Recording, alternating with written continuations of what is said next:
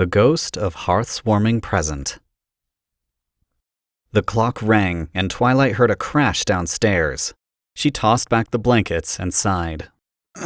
Luna? She called, opening her wings and gliding down to the lower loft. Did you get caught up in some chains again? A clatter of movement sounded again, followed by a bubbly voice crying back, Don't you have any cupcakes? Twilight smiled to herself and headed down into the main room of the library and towards the kitchen. Pinkie Pie? What are you doing here in the middle of the... As she rounded the doorway, Pinkie Pie filled her vision. Her friend took up the whole room, stooping her head with her shoulders pressed to the ceiling, knocking over the table and chairs as she turned to Twilight. Come on in so we can be friends, she said, grinning at Twilight. I'm the ghost of Hearth's Warming Present. Come on in, I want to be your friend. She giggled lyrically, and the smile returned to Twilight's face. You look just like my friend Pinkie, Spirit. You're much bigger, though. Oh yeah, probably too big, huh? I'm such a silly filly. As she spoke, the spirit shrank in size, stopping a few inches taller than Twilight. The extra height gave her a more robust build than the real Pinkie, but she exuded a sense of warmth and bounty to match the real thing. As Twilight looked her over, she thought this Pinkie was a few years younger than the first time she had met her friend. Not a filly, but in the dawning years of adulthood, Cutie Mark still knew with boundless possibilities at her hooves. I just get so excited, Twilight. It's Hearth's Warming Day right now. Carols and jingle bells and cakes and hot apple cider. It's so wonderful and magical, and when I think about it, I just start to... She shot up another foot in height, giggling and dancing on her hooves. Twilight joined the laughter, stepping into the kitchen. I can see why you took the form of Pinkie Pie. She really is Hearth's Warming come to life. Well, that's just perfect then, because I'm the ghost of Hearth's Warming Present. Or did I tell you that already? She frowned and tapped her chin, looking up at the ceiling as she shrunk back down to her smaller size. I get so mixed up sometimes because I'm so busy with what's going on right now. She scrutinized Twilight and grinned. Hi, come on in so we can be friends. Twilight laughed again. I think we already are friends, Spirit, but it's nice to meet you, Pony to Pony. Hearth's Warming is one of my favorite holidays already. Laughing and dancing in place, the ghost nodded. I know you love it, but you're such a spacey Casey that you still missed something important. Twilight let out an exasperated huff. And you can't just tell me what it is either, can you? Nope. The spirit bounded past Twilight into the main room of the library. So let's get started. It's already Hearth's Warming Day. Twilight followed with a grin on her face. But it's the middle of the night, Spirit. No pony's awake. The ghost flung open the front door and sunlight poured into the room. Twilight could hear the rustling of sleigh bells in the wind and the excited chatter of ponies talking while crunching through the packed snow. Yet. Come on, let's go see what every pony's doing. Frowning, Twilight turned around and looked over at the fireplace. The logs crackled and cast warmth into the room, and there she was herself, curled up by the fire with a book floating in front of her muzzle and a hot chocolate steaming by her foreleg. She smiled at herself, but a squirming sense of discomfort entered her belly. I'm not blocking every pony out, I'm just having a quiet day to myself. I love my friends, and I'd never disappear into books forever. Every pony's allowed time to themselves. The ghost of Hearth's Warming Present grabbed her around the neck and pulled her outside. Come on, silly, there's stuff to do. Ponies to see. It's Hearth's Warming. Twilight grinned as the spirit let go and bounded off through the street. She followed behind, catching bits of carols and pieces of conversation as the citizens of Ponyville swarmed the streets, tossing snowballs and sharing news, exchanging last-minute gifts, and taking joy in the holiday. A bounce entered her step as she went, and she hummed along with songs as they passed groups singing at doorways. Her stomach grumbled at the smell of chocolate, and she thought she might postpone her planned reading for the day when she woke up by going into town, finding a shop that was open, and getting a thick slice of fudge. A call broke her reverie. We're almost to the first stop. Hurry up, Slowpoke. Twilight giggled and sped around a corner to meet the ghost. I was just enjoying the day. I love hearthwarming and— Rarity! the spirit called out, running past Twilight towards Carousel Boutique. I'm here, so get your lazy bones up! Twilight blinked in surprise, and a second Pinkie Pie walked up, giggling at her. I do look like her, huh? Chuckling at herself, Twilight watched the real Pinkie bang on the door to her friend's home. You do. You look more like her now than you did earlier. I'm coming, Pinkie Pie. Calm down. Rarity called from inside. But it's hearthwarming right now. Twilight laughed louder. Oh, Pinkie Pie. She turned to the spirit and smirked. So, are we watching them, Carol? Are you trying to guilt me because I said I wouldn't go with them? If I told you, I'd be cheating. The spirit sing-songed, leaping forward as Rarity opened the door. She and Sweetie Belle stepped into the street in matching scarves. Honestly, Pinkie dear, no pony is going anywhere, and we'll have plenty of time to carol. I know, she said, bouncing in place. But I want to sing! Rarity giggled at her friend. Well, where are the cakes then? We can't get started without them. Pumpkin and Pound were being grouchy pantses. I said I'd dump a bag of flour on my head to get 'em happy, but Mrs. Cake said they'd catch up in a minute. She danced on her hooves. But it's been a minute now and they're not here yet and I want to sing! Sweetie Belle stared at Pinkie like she was about to catch on fire. Both Twilight and Rarity caught the look and stifled snorts at the same time. Rarity cleared her throat primly, covering the unladylike noise. She looked out into the bustling streets and smiled. Well, there's no need to panic. That's them coming now. Twilight turned to watch Mr. and Mrs. Cake approach together, bundled up against the cold and each carrying a twin fast asleep in a sling around their necks. They grinned at Pinkie's constant bouncing and waved at Rarity. Sorry for the delay, Mrs. Cake said, casting an amused glance at her employee. These two can be a hoofful. Quite all right, Mrs. Cake. I know all about hooffuls. She smirked and prodded Sweetie Belle in the shoulder. Hey, Sweetie protested, sticking her tongue out at her older sister. You're the pain in the flank, not me. Rarity giggled. I'm kidding, Sweetie dear. You are an absolute angel. As Sweetie smiled brightly, she muttered under her breath, Or demonic force, it depends on the day. She turned back to the cakes. Will you be all right caroling with them sleeping like that, or will we wake them up? Oh, they're gonna be down for a while, Mr. Cake assured, wriggling the sling. Pound jostled back and forth, the barest hint of a creased brow the only sign that anything happened at all. Cup and I put them through the routine. Pinkie gasped. I missed it! I love the routine! Mr. Cake offered her an amused glare. Yes, well, when you're there, it takes twice as long because you won't stop laughing. Rarity raised an eyebrow. The routine? Pinkie started giggling again, and Mrs. Cake sighed.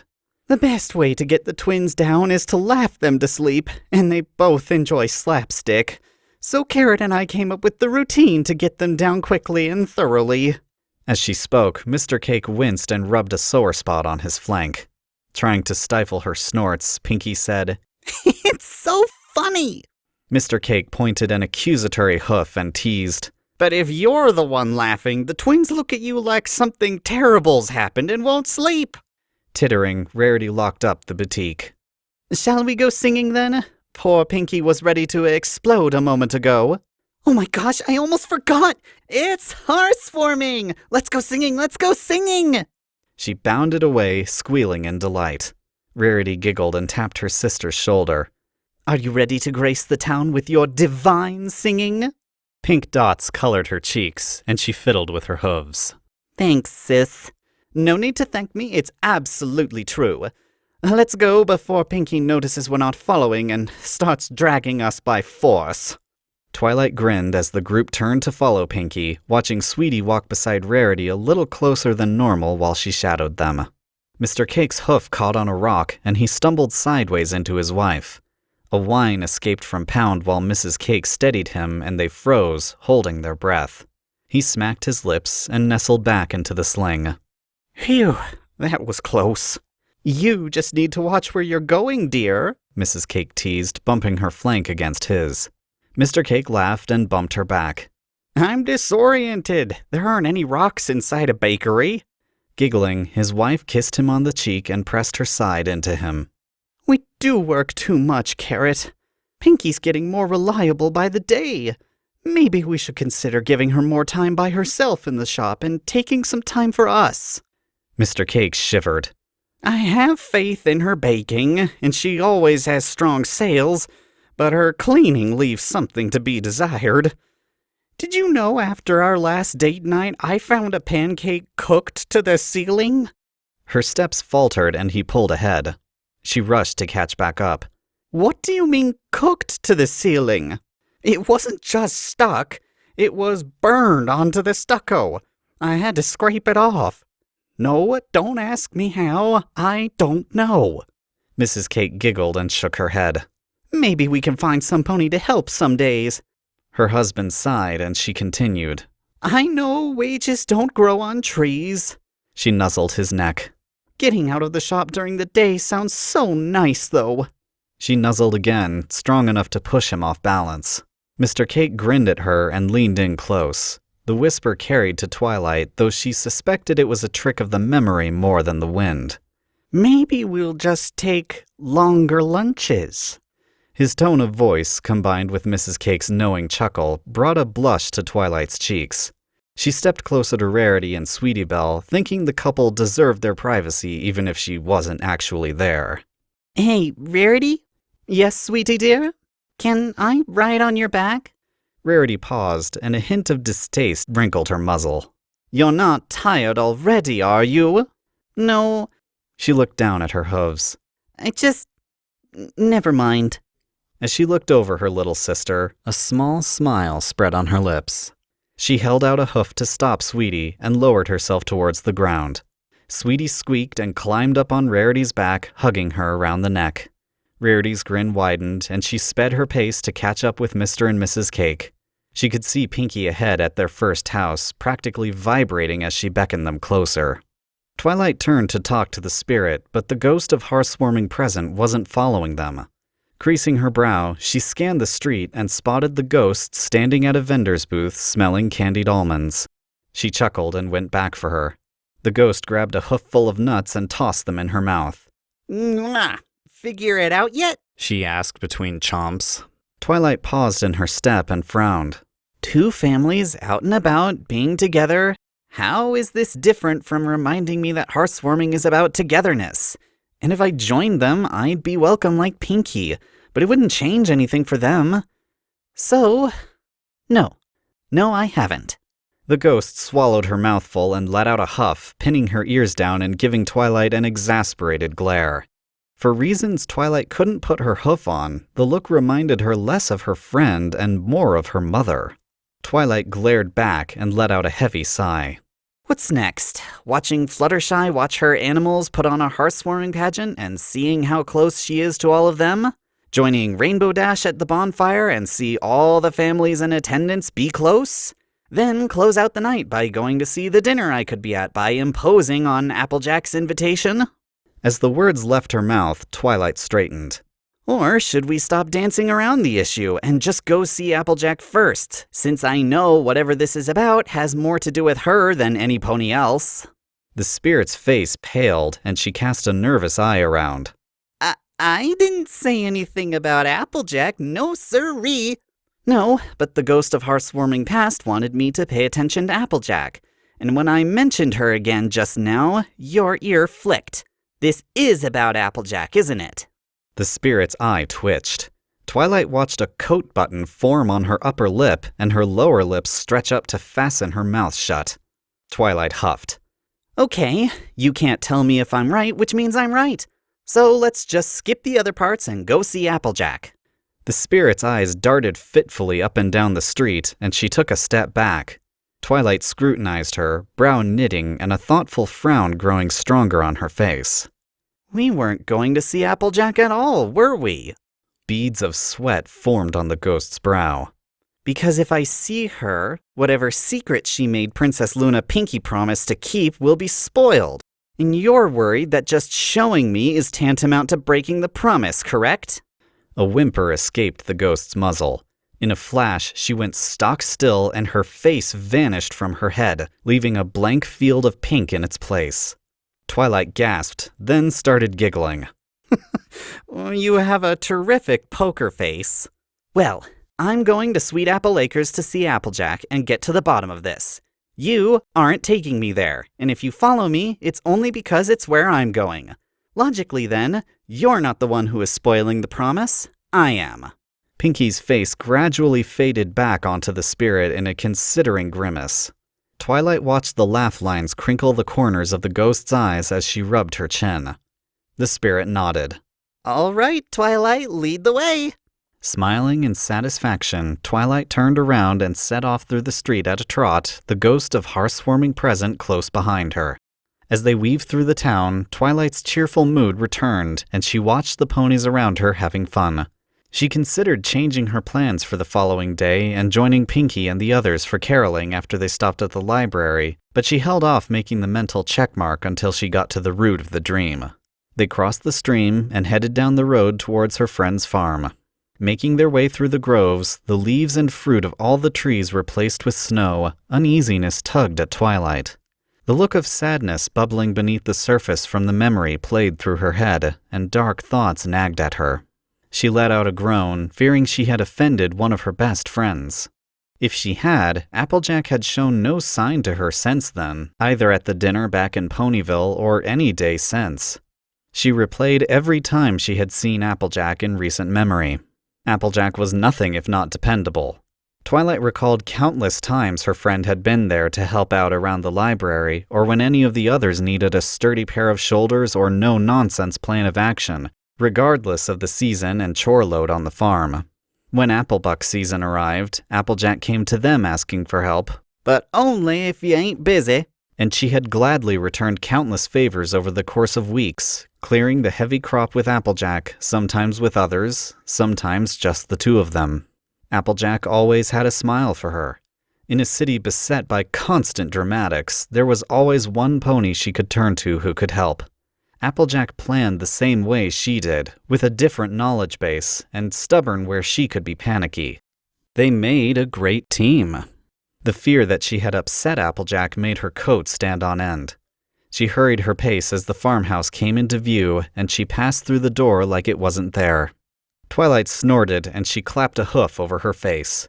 Big Macintosh had a frilly pink apron tied around his neck as he moved with purpose through the kitchen, minding a variety of dishes as they cooked. Apple Bloom bounced next to him, helping where she could by chopping and cleaning up, glancing over her shoulder to check her flank after each task. Granny Smith sat at her rocker, directing the workflow of the kitchen. Twilight grinned and watched them operate like an oiled machine, lifting a casserole from the oven and leaving it to finish setting, replacing it with a latticed pie, stirring stew pots, dicing veggies. Could she interact, Twilight would have jumped in to take orders, though she thought she'd probably just get in the way. The door opened behind her, and Applejack stomped the snow from her hooves, carrying a load of wood on her back. Howdy, y'all. I got the firewood all chopped. Hey, sis. Big Mac's teaching me how to julienne zucchini. She turned to her brother, eyebrow raised, seeking confirmation. At a grave nod, she turned back to Applejack. Is that so? She grinned and dropped her load next to the fireplace.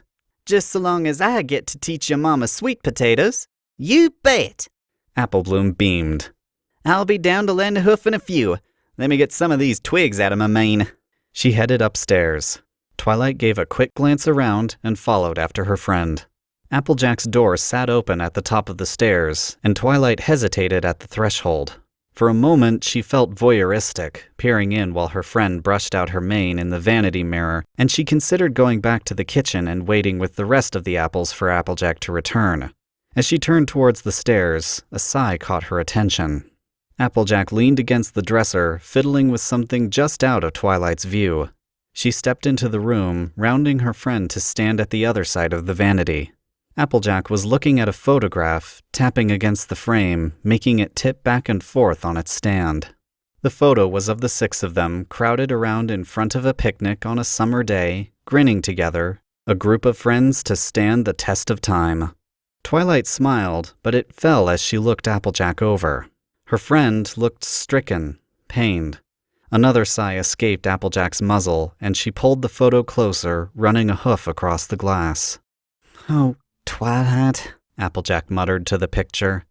"When are you gonna notice me?" Twilight blinked. "I know I ain't the most exciting pony in town. I don't know nothing about Canterlot or royalty, but—" Applejack sighed and shook her head. She did up the ribbon in her mane and slapped her Stetson back into place. As she stood, she cast a look at the photograph and slid it back into place. Her hoof lingered on the frame for a moment, and she set off for the staircase. For a while, Twilight stared at the empty spot in front of the simple vanity. She realized her mouth was hanging open, and she shut her jaw with a click. Head whirling, she walked back to the kitchen in a fog, sitting away from the table and not taking in the conversation around her. She stared at Applejack. "Notice you?" she mumbled to herself. "Why would you think I haven't noticed you? You're one of my best friends. I don't go a full week without seeing you, and we spend so much time together just being friends. You're my best friend, Applejack. The first one I ever made. Why would you think I haven't noticed you?" Twilight stared at her friend. As cooking wound down, Applejack helped carry the dishes to the table, pushed Granny in her rocker to the head of the table, and took her own seat. Big Macintosh sat at the foot, Applebloom on the side facing the door, and Applejack facing the back wall. An empty chair was next to her, and she cast a glance at the door before turning to the food and conversation. Twilight looked at the empty chair. "That's for me." Her thoughts a storm of confusion and images, puzzles and ideas, she grabbed snippets of the meal's discourse. Memories of the previous year, hopes and dreams for the next, triumphs and good times, failures and hardships. Throughout the meal, Applejack's eyes drifted to the empty chair, then back to her family. A hoof settled on Twilight's shoulder. "Figure it out yet?" "No!" Twilight jumped to her hooves. "Why would Applejack think I don't notice her? Why was she so sad in Canterlot? What does this have to do with hearth-warming?" Twilight screwed her eyes shut. She pushed the haze away from her mind and focused on everything she'd seen, looking for a pattern, looking for an answer. She had many jigsaw pieces, but didn't know the overall image they would form. "Okay," she rambled to herself. "First was home with my family, then the pageant, but that was to highlight something else, so I'll discount it for now. Then I saw Rarity and her sister and the Cake family." Twilight opened her eyes and glared in thought. "Family. It's all been scenes of families." Her frown deepened and she looked around the table. "This is a family too, but I don't see what that would have to do with me unless Applejack wants me to—" Her eyes widened. For several moments, she sat completely still, cut off from the dinner, putting the puzzle pieces together in her head. "Hearth-warming isn't just about the friends and family you already have. It's forging new friends and making new families." Twilight staggered, struggling to keep from falling to her belly. She gaped at the back of Applejack's head. A flurry of memories from the previous months, recently analyzed to look for signs of insult, played back through her head, overlaid with new understanding. Every stutter in Applejack's cadence, every odd shift of her eyes, every bit of hidden vulnerability, tiny blush or little smile. You want to grab dinner with me back in Ponyville?" She was asking me out on a date," Twilight breathed. Twilight bolted up and fled the house, charging through the intangible door and galloping through the orchard. The snow didn't crunch under her hooves, and the wind didn't bite at her, but her lungs burned and her eyes watered. She ran with no purpose or direction, weaving between trees, plowing straight through them, racing from her discovery, from the knowledge that the look of sadness on her friend's face came from a wounded heart.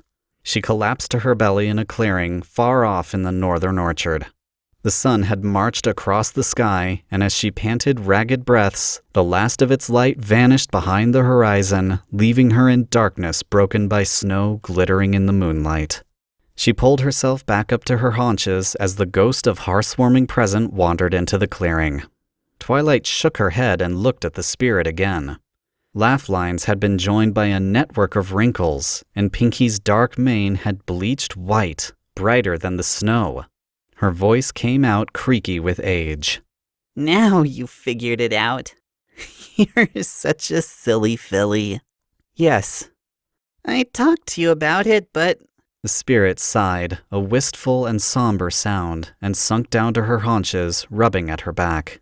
My time's almost up. Twilight's brow knit and she stepped closer. Are you going to die? The spirit smiled at Twilight.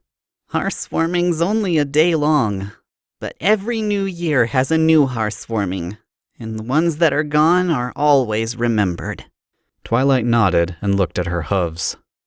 What do I do, spirit? I know why Luna did this now, but what do I do? The spirit laughed, and the age fled her voice, just a bright and bubbly Pinkie Pie laugh. You'll figure out what you want to do. You're silly, but you're sharp, too. Even though my time is up, you have a whole nother ghost to meet. I'm so confused, spirit. Applejack's in love with me? Why me? What do I do? What am I supposed to say? How do I... The spirit's hoof settled over her mouth.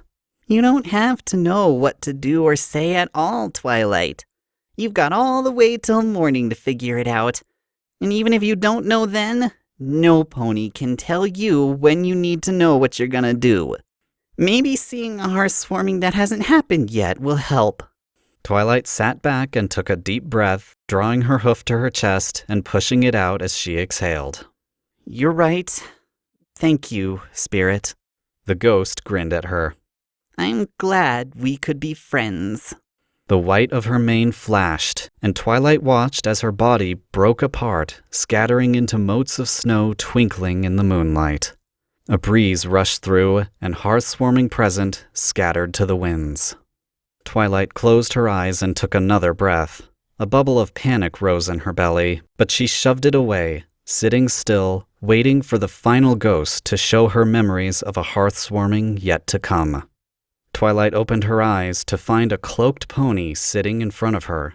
The face peering out from the hood was like looking into a mirror, with bangs cutting across the mare's forehead broken only by a horn. In the low light of the moon, the mare's coat could almost be mistaken for purple, but as Twilight looked her visitor over, she saw it was a dusky green. You're Clover the Clever, aren't you? The spirit gave her a wry smile. Okay, fine. You're the ghost of hearth-swarming future, but you look like Clover the Clever. The ghost nodded and stood. Twilight got to her own hooves. Will you not speak to me? The spirit shook her head, the smirk growing. Well, that's sort of a downer. Twilight took a steadying breath and straightened up. Okay, spirit. I'm ready to see whatever you have to show me, and try to learn from it. At a nod, the ghost turned around and walked into the trees. As Twilight followed, the trees blended together to a swirl of darkness. The ghost of hearth-swarming future disappeared into the blanket of emptiness, and Twilight paused at the threshold, glancing back towards the farmhouse, new thoughts and fears plaguing her. She quieted her troubled mind and stepped into the portal.